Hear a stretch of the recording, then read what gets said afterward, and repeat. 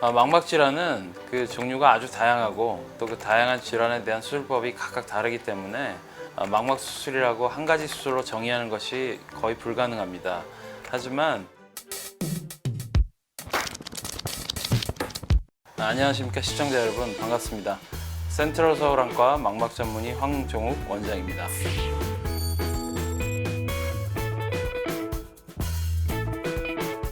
이번 영상에서는 망막 수술을 다양한 증례를 통해서 쉽게 설명드려 보겠습니다.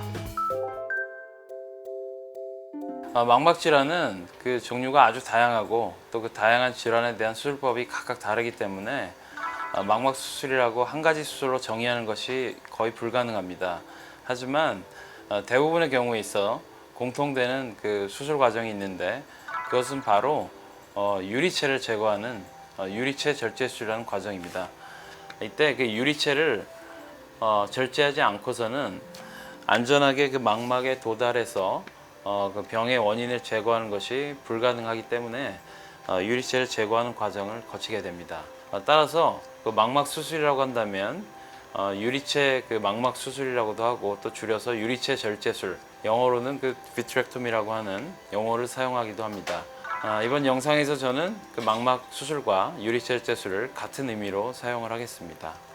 유리체 절제술에서 사용되는 기구는 가는 막대 모양의 기구들이 대부분입니다. 그래서 최근에는 점점 그 작은 직경의 기구가 개발이 되어서 약 0.5mm보다 얇은 침과 같은 기구를 사용하기 때문에 그 수술 후 그 안구로 들어간 부위를 다시 꿰맬 필요가 없는 무봉합 수술이 가능해졌습니다. 따라서 이거를 그 무봉합 유리체 절제술이라고도 하고, 이때 이제 그 결막이라고 하는 이 하얀 동자 위에 있는 막을 절개하는 과정이 생략이 되기 때문에 결막을 통한 무봉합 유리체 절제술, 영어로는 TSV라고도 합니다. 봉합이 그 필요 없는 그 미세한 기구를 사용하기 때문에 당연히 그 수술 후에 통증이라든지 불편감이 매우 적고, 또 이제 빠른 회복을 기대할 수 있는 장점이 있습니다.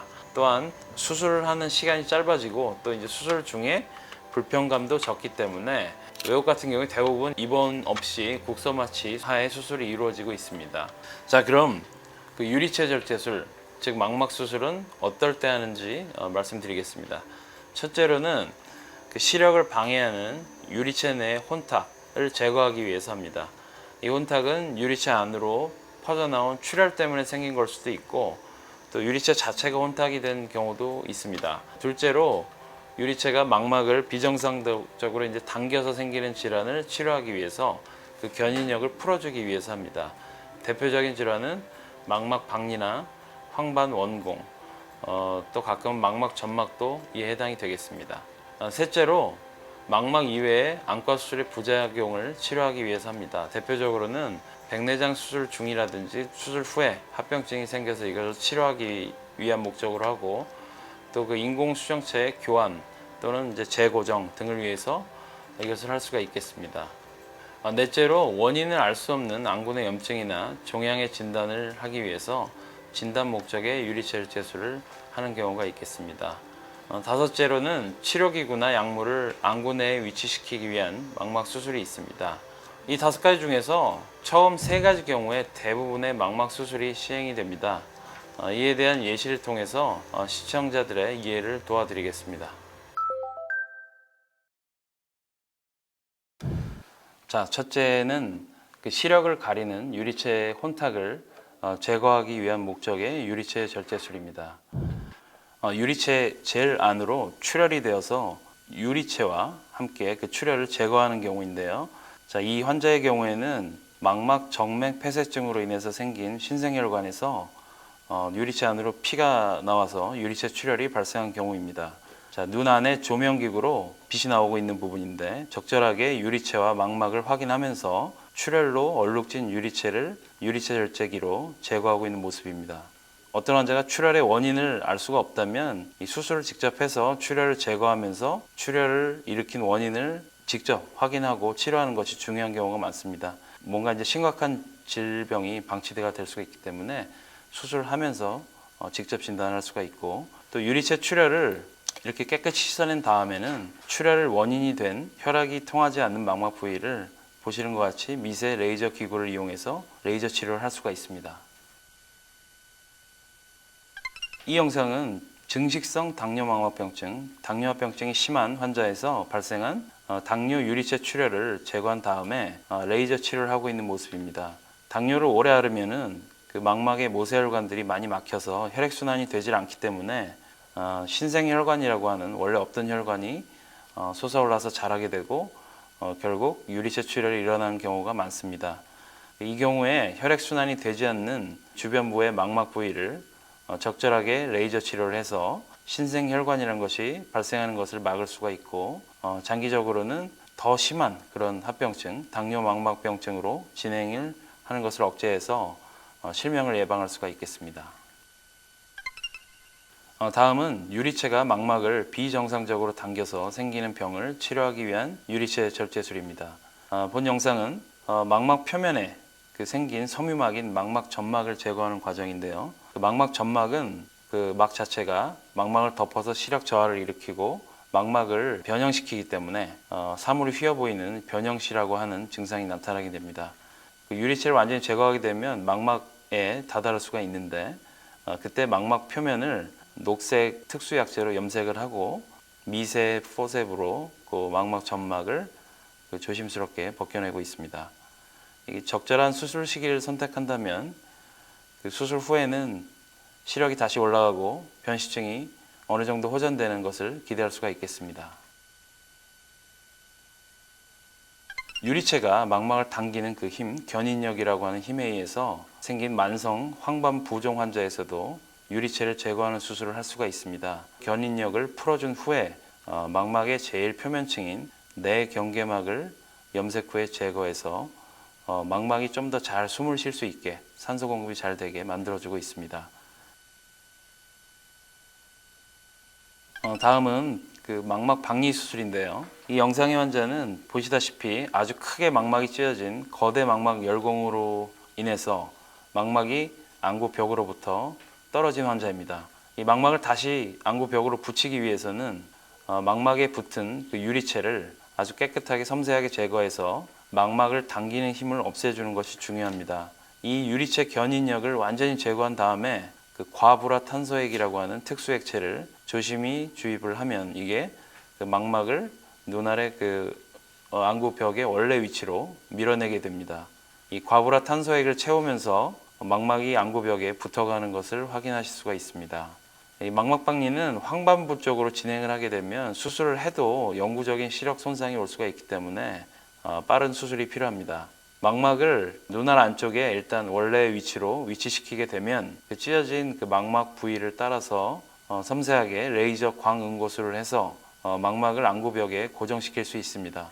이제 마치 못을 박는 것과 같은 건데 이 레이저 광응고술을 하게 되면 그 넣었던 그 과불화탄소액이라는 특수액체를 나중에 빼더라도 일시적으로 망막이 다시 떨어지지 않고 안구벽에 고정되어 있는 상태가 유지가 됩니다. 이 환자의 경우에는 망막이 찢어진 게 워낙 커서 레이저 치료를 할 범위가 아주 넓은 경우가 되겠고 수술 후에는 또 망막이 다시 떨어질 확률이 높기 때문에 아주 철저하게 그 레이저 광응고술이 필요합니다. 거의 180도에 가까운 안구 절반 둘레에 해당하는 넓은 범위에 거쳐서 생긴 열공에 대해서 이 레이저 치료를 시행하고 있습니다. 자, 이후에 그 안구를 주입관을 통해서 공기를 넣고 이 망막이 유착된 상태를 유지하면서 남아있는 물하고 그 과불화탄소액을 특수기구를 통해서 빨아내게 됩니다. 그렇게 되면 그 망막은 붙어 있고 눈 안은 공기로 가득 찬 그런 상태가 되는데 이때 그 안구 내에 실리콘 오일이라는 충전물을 채우게 됩니다. 이 오일이 안구를 채우게 되면 오일이 망막을 이렇게 떠받쳐서 안구 벽으로 밀착시키는 상태가 되고 적절한 자세를 계속 유지를 해주면 몇 주일이 지나면 망막이 원래 위치에서 완전히 붙게 되겠습니다. 자, 망막 수술을 하게 되는 세 번째 경우는 망막 이외의 안과 수술의 부작용을 해결하기 위해서입니다. 특히 백내장 수술의 합병증, 수정체가 없는 무수정체 안에서의 2차 인공수정체 삽입, 그리고 인공수정체를 교환하는 수술, 악성 녹내장의 치료 등을 위해서 우리 망막 수술이 필요한 경우가 있는데, 이 영상은 그 백내장 수술 시에 훈황 파열이라는 부작용이 있어서 수정체 잔류물, 남은 수정체 물질들이 유리체 안으로 들어가서 염증 반응, 그리고 안압을 올리고 심하게 그 비문증이 생긴 그런 경우입니다. 유리체 절제술을 통해서 유리체와 그 수정체 잔류물, 남아있는 물질들을 깨끗하게 제거할 수 있습니다. 이 보시는 떠다니는 하얀 솜사탕 같은 그 조각 같은 게 수정체 피질 조각이 되겠습니다. 이걸 이제 하나하나 다 제거할 수가 있고, 추가적으로 수술 시에 틀어진 인공수정체 위치를 바로 잡고, 또 인공수정체 삽입 부위에 남아있는 수정체 잔류 물질들도 깨끗하게 제거할 수가 있습니다. 이렇게 되면 합병증 없이, 부작용 없이 백내장 수술이 됐을 때와 똑같은 시력 호전을 기대할 수가 있습니다. 따라서 백내장 수술 후에 부작용이 있을 때 만약에 이제 필요하다면 신속하게 망막 전문의의 진단을 받고 적절한 2차 수술을 받는 것이 좋은 경우가 있겠습니다.